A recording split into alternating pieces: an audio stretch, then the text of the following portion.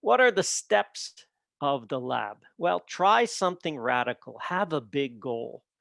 We tried in the beginning with sheep. We put sheep, silvopasture. It worked really well. If you have a monoculture, this grows great, but you will have trees and grass and sheep in between, nothing more. So there is a phase, or there is a way to grow things with animals like that. And it's not in a multiple diversity of layers that it will work. Try putting in some large trees. That would work. Whatever you do, try to have a big impact. A big goal is important. Just try moving the needle. My big goal was to produce fruit at scale in a way that's regenerative and favor more wildlife. That was something that had to happen. It had to encourage more wildlife. I'm a wildlife biologist. I love seeing wildlife in all its forms. And that was an important part, an essential part of my original goal. And my inspiration was really Mawson's book. So get that book, my goodness, it's not an easy read. I mean, it's easy read, but there's a lot in there. You can spend a whole winter, and winter's coming for those of you in the north. So take time to get back to your basics. And in the book, in Mawson's book, there is one chapter on temperate climates. And this one diagram in the book was actually the inspiration for our orchard. So I studied this and I looked at how he set it up. And one thing kind of always bothered me. He would put a fruit tree. So this is a fruit tree. And then he would put an interplant or a nitrogen fixing plant. And then he'd have a fruit tree and an interplant and a fruit tree and an interplant and so on. So he would have fruit, nitrogen. So his design was NF, NF, or FN, FN, FN, FN, however you want to look at it. So fruit, nitrogen, that was the pattern. So that was his pattern. And I thought, you know what, maybe because our nitrogen fixers at that time, I didn't have any that I could use that would give us fruit. So half of our area would be non-fruiting. And so I decided maybe we could just stretch it. So we would have our nitrogen fixer. So here's our nitrogen fixer. And then we would have 2 fruit trees. And the next trio would be a nitrogen fixer and 2 fruit trees, and so on. And the first trio has different cultivars from the second trio, and so on down the row. So that's the idea of the patterns of trios.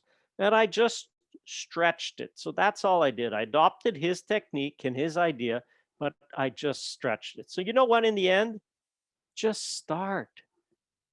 Just start. You're listening to this, write down something that you can just start today or this weekend. It's weekend. You're going to be listening. Okay. What can you start? You're getting motivated by all these presentations. What can you start? Okay, I'll give you a break. Not today, but this week. Write down what it is you can start this week towards your journey. And you can start small enough to convince you. A prototype can be something so small. I recommend people start, if you want to get into something that I've been talking about, the permaculture orchard, start with 2 trios. Why? Because it's something you can honestly plant in a day or at most in a weekend. And it's not that super expensive to do. But boy, let me tell you, the only regret you'll have is that 5 years from now, or 6 or 7, depending on what you plant, the only regret is you'll go, why didn't I plant more of this or of that? And in the case of the shrubs underneath, you'll say in 3 years, you go, oh gosh, I should have planted more of these. That's a good regret, because you go, you know what? I started when I did, and the only thing is I should have done more of. Learn all along the way. It's the opposite of perfectionism. It really is. This was when we got our nursery completely eaten down. But you know what? That's learning. Set some metrics. For us, it was tent caterpillars. When we were organic, this was our nemesis. And now I am excited to see them because they've disappeared. So that is the metric. You have some measure that will let you know, or am I moving in the right direction? Just to give you a quick tweak on some of the steps for us for the future. So I've kind of set my goal the next 3 years till I want to tweak fertility. I want the orchard to be brimming with health so that it gets to the point where it repels insects and disease. So that's where now I've tested, I've tried, I've failed, and now I want to tweak this one specific thing, which is fertility.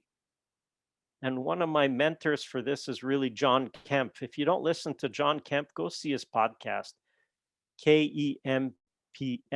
Fantastic, fantastic information.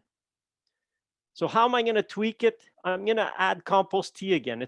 I realized it's been over 15 years since we applied compost tea.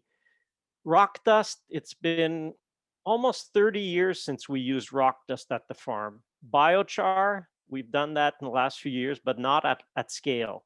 Foliar feeding, we've been doing some, minimal. And fertigation is something I want to add because we have an irrigation system and we can simply add. Fertigation is fertilizing in through your irrigation system.